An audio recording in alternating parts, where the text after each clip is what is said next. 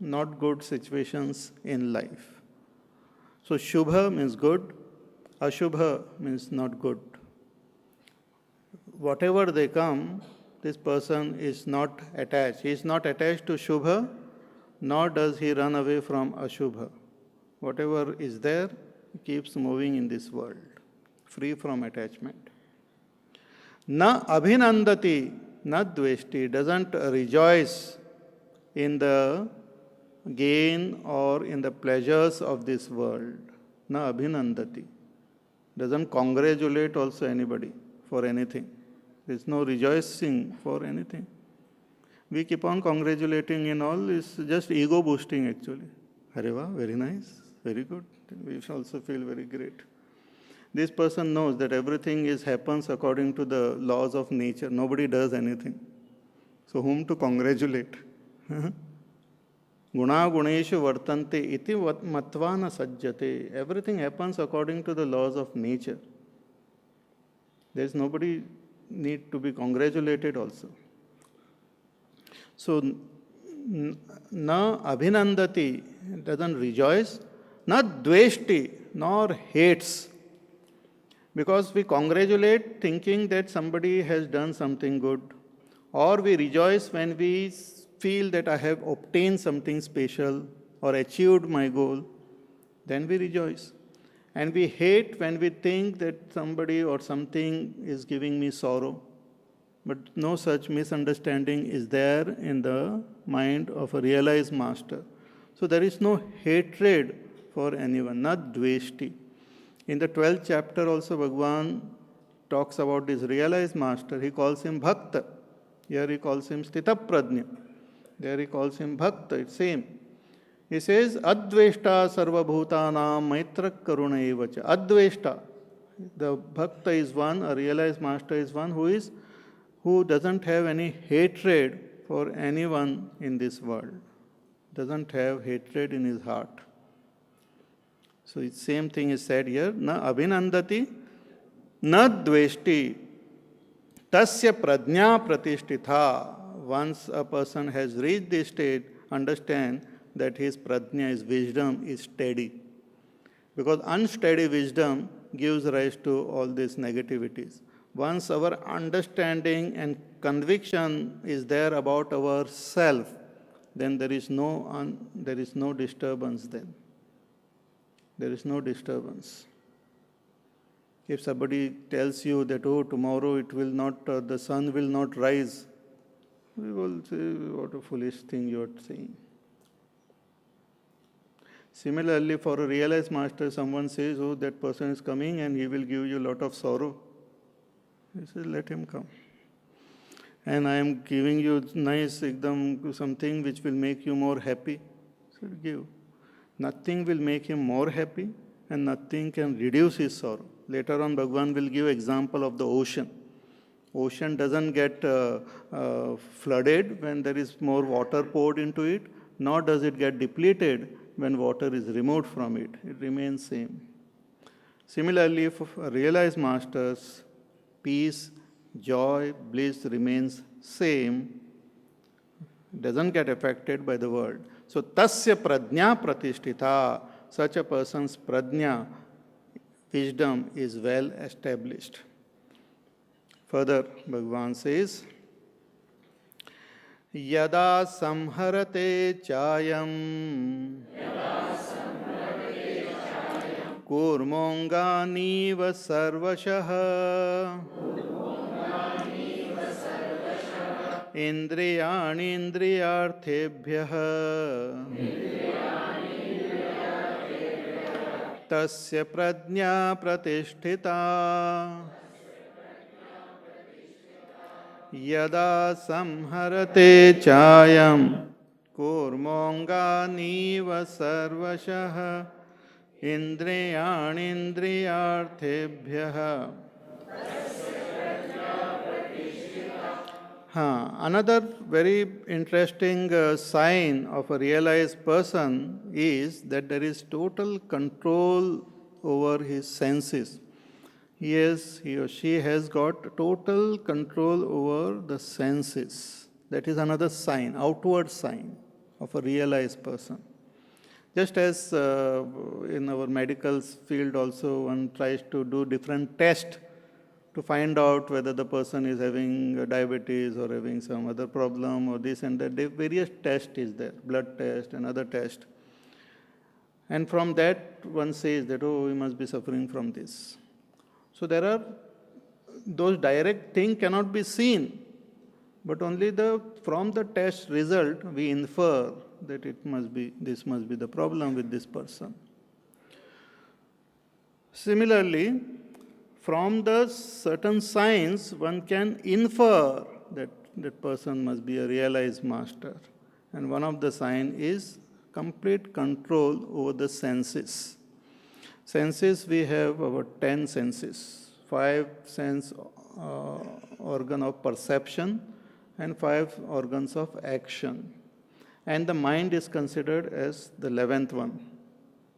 The mind is also considered as internal organ. Antakarana. So one who has total control over these senses, the eyes, ears, nose, skin, and taste, touch, and everything, and the hands, legs, and genital organs, and excretory organ, and everything, speech and all.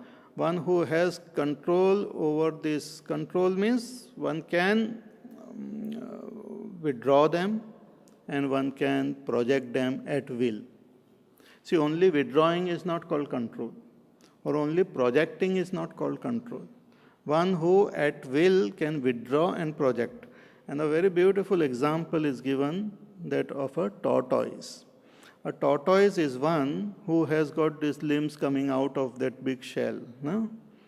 So huge shell is there, and 4 legs and a tail, and its head also comes out. And the structure is so hard. Very, very, very hard. But that head is very soft. The legs are little soft. But that shell is very hard. So whenever the tortoise feels that there is some danger or something, it just withdraws the whole thing and goes into the shell. Like some animals and all want to eat that tortoise, they come running, and then this fellow just withdraws and goes inside. And they try to put their teeth and nail and this and that, nothing happens. The tortoise remains comfortable inside. Like we remain comfortable in our house when there is lightning and thunder outside. We can hear the noise, but we are comfortable watching the serial and having garam pakodi. We can hear thundering and lightning and the rain, but we are comfortable.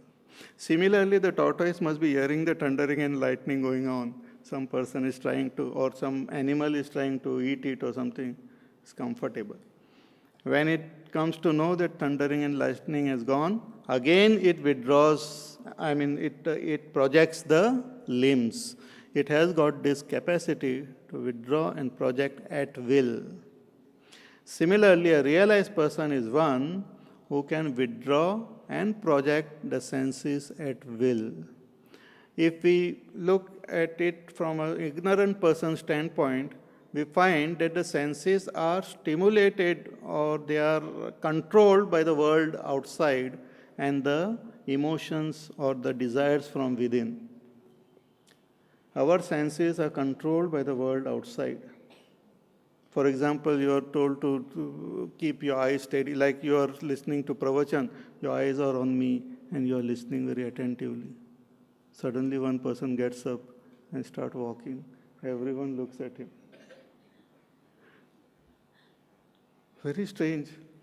Whatever be the topic, and however interesting the topic, and however insignificant and that person may be, everyone starts looking.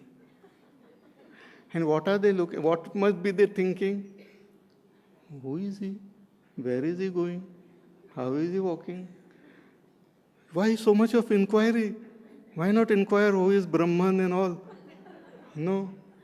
Attraction so much that we just as to pulled by it. And if we don't look, we feel uncomfortable.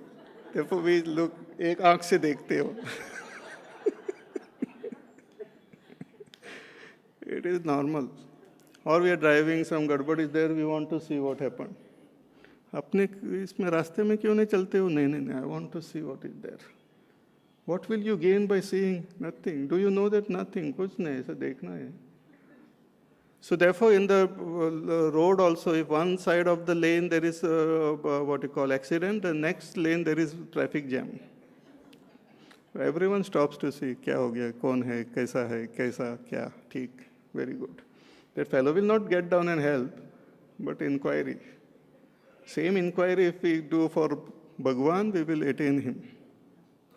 So our senses are controlled by the world and they are propelled outside by our desires from within. They are helpless. Senses are helpless as though at present. Why world attracts? Lack of what we call lack of control, lack of vairagya. And also why that inner thing also urges us, again lack of vairagya and lack of practice.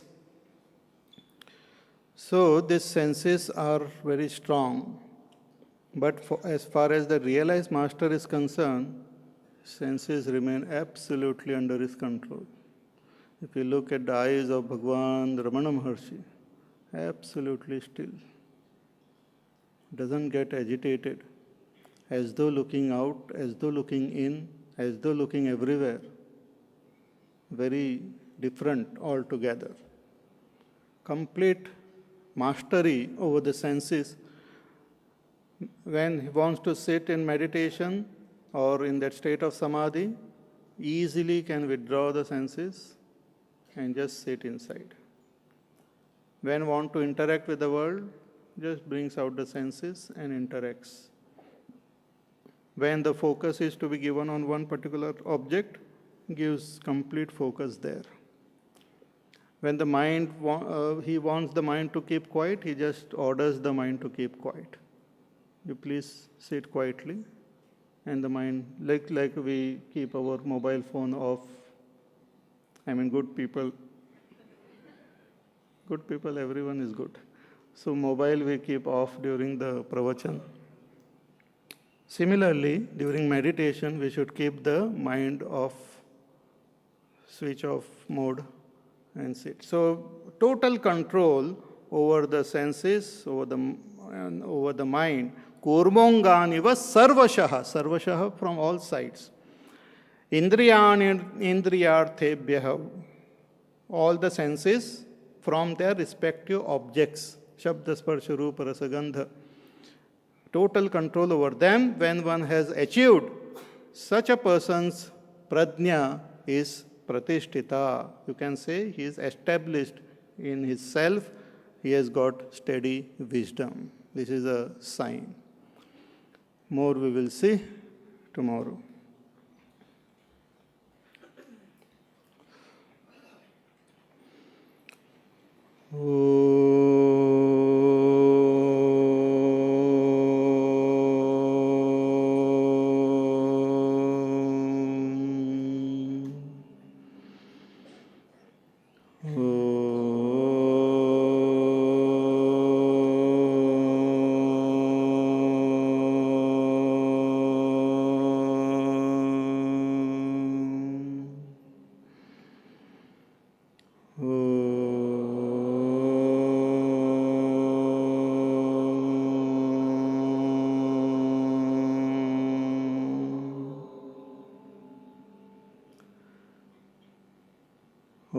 Purnamada Purnamidam Purnat Purnamudachyate Purnasya Purnamadaya Purnameva Vashishyate.